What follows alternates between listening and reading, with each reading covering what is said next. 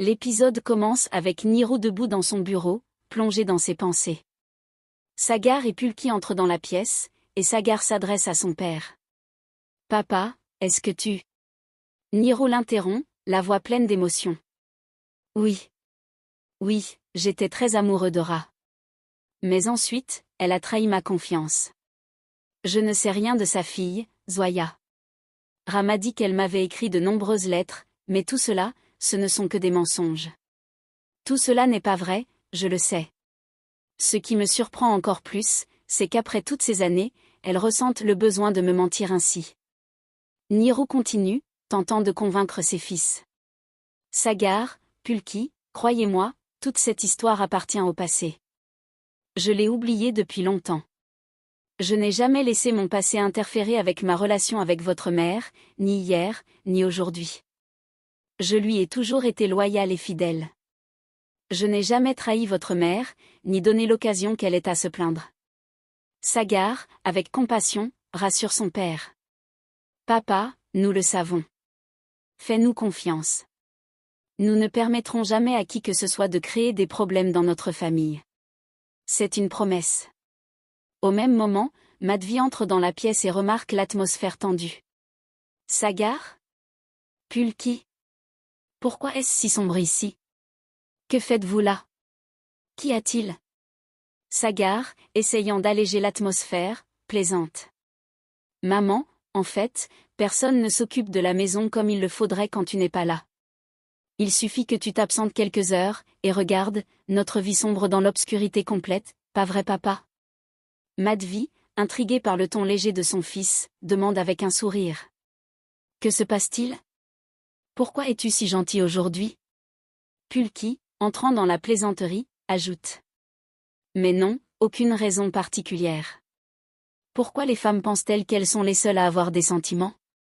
Dis-moi, tu crois que les hommes n'ont pas de sentiments ? » Madhvi sourit à cette remarque, et Pulki continue.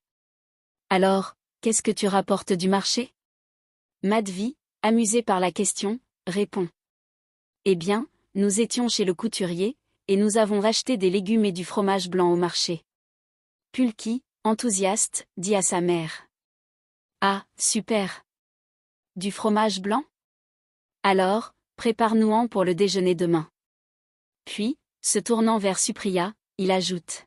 « Et toi, Supriya, prépare-le comme tu l'as fait la dernière fois, avec beaucoup de petits pois. » Madhvi commence à suspecter Niro pour son comportement étrange avant qu'elle ne soit arrivée. Pulki, remarquant la tension, tente de détourner l'attention de Madhvi en disant. « Ah oui, maman, viens par là, j'ai quelque chose à te dire. Viens vite, allez viens vite. » Pulki, Madhvi, et Supriya s'en vont, laissant Sagar seul avec son père. Sagar se tourne alors vers Niro et dit, d'un ton sérieux. « Papa, maman ne doit absolument rien savoir. Elle est très fragile. Elle ne pourra pas supporter tout cela, ça la détruira. Papa, oublie tout ce qui a pu se passer. Terminons cette affaire. Sur le champ, si tu es d'accord. » Après un moment, Niro se retrouve seul dans son bureau. Un homme entre et lui tend des documents en disant. « Monsieur, signez sur ces documents, s'il vous plaît. Et une dame vous attend dehors. » Niro signe les documents et les remet à l'homme. Ce dernier quitte le bureau et remet le document signé à Ganga, qui attendait dehors. Pendant ce temps, Niro ouvre un deuxième document dans son bureau. Il est surpris en découvrant ce qu'il lit. Zoya est née le 17 août 1991. Mais comment est-ce possible ? À ce moment-là, il se rappelle les paroles de Ra lorsqu'elle lui avait dit que Zoya était sa fille. De l'autre côté, Sagar est au téléphone lorsque Ganga arrive. Elle lui tend un document et dit avec fermeté. « Voici les papiers d'appel pour le tribunal. Tu as pensé pouvoir acheter la justice ? Mais non, monsieur Sagar Chaturve dit. Je ne le permettrai pas. Je soutiens complètement Ra. Et aussi la jeune femme qui a été traumatisée à vie par ton ami Rudra. Le meurtre d'Akhtar et le viol de Zoya sont des crimes pour lesquels je vais m'assurer que Rudra soit puni par la justice. » Sagar, en colère, réplique vivement. Ganga, un instant. Ton orgueil et ton entêtement t'empêchent de voir la vérité. Ganga, implacable, répond. Et toi? Tu n'es pas aveuglé par l'égoïsme, dis-moi, Sagar. Mais la vérité sera exposée aux yeux de tous. Elle tourne les talons et s'en va, laissant Sagar troublée et en colère. Rudra arrive en courant vers Sagar et dit. Dieu merci, je te trouve ici. Je te cherche depuis hier soir. Quand je suis rentrée à la maison hier, tu dormais. Et ce matin, t'étais déjà parti. Alors je suis venue directement. Sagar, étonné, répond. Que se passe-t-il, Rudra? Rudra, prenant un air grave, continue. Hier soir, je suis allée rencontrer Zoya. C'est elle qui m'a demandé de venir. Quoi?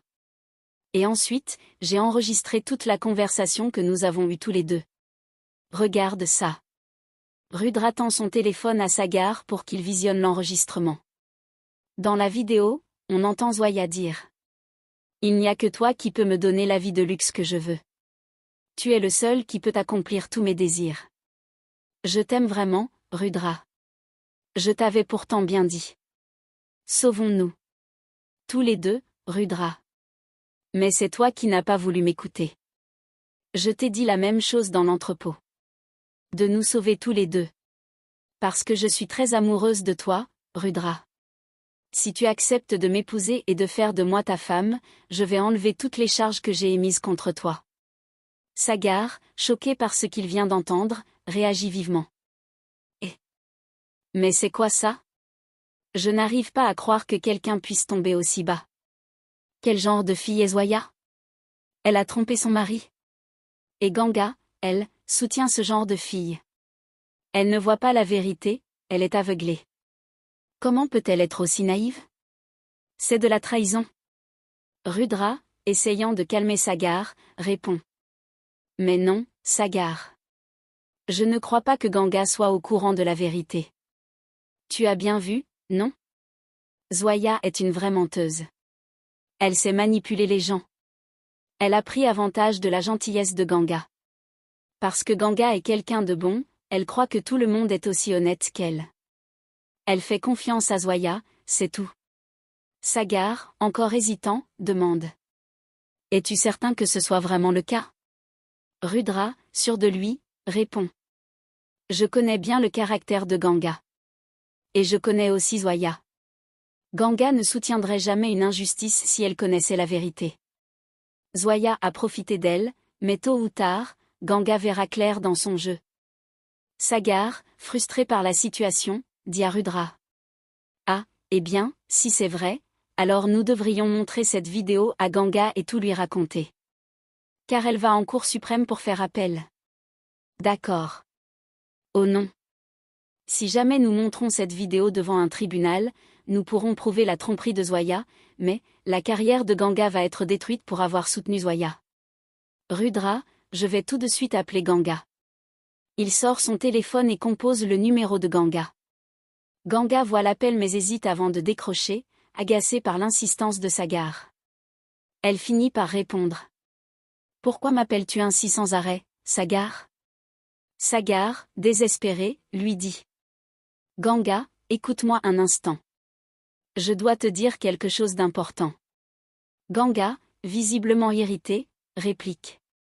Mais moi, je n'ai absolument rien à te dire. Sagar, tentant de la convaincre, ajoute.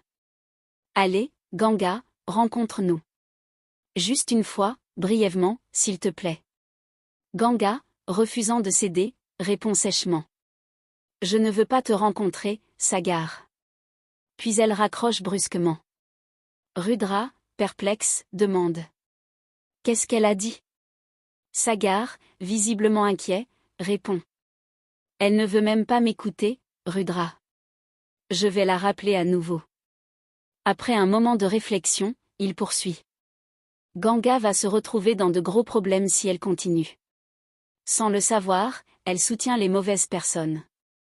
Il faut qu'on lui dise que Zoya est en train de l'exploiter et de la tromper. À cause d'elle, Ganga pourrait bien voir sa vie et sa carrière complètement ruinées. Sagar, paniqué, décide d'agir rapidement. Rudra, nous devons aller chercher Ganga. Elle ne comprend pas dans quoi elle s'embarque. Il quitte alors les lieux précipitamment. Pendant ce temps, chez les Chaturvedis, Maraji prépare la prière et parle avec ferveur. Le jour où je vais mourir, quelle réponse pourrais-je donner au Tout-Puissant? Niru, qui vient d'entrer et entend la conversation, s'approche de sa mère et demande avec douceur. Tu t'inquiètes de répondre au Très-Haut, maman?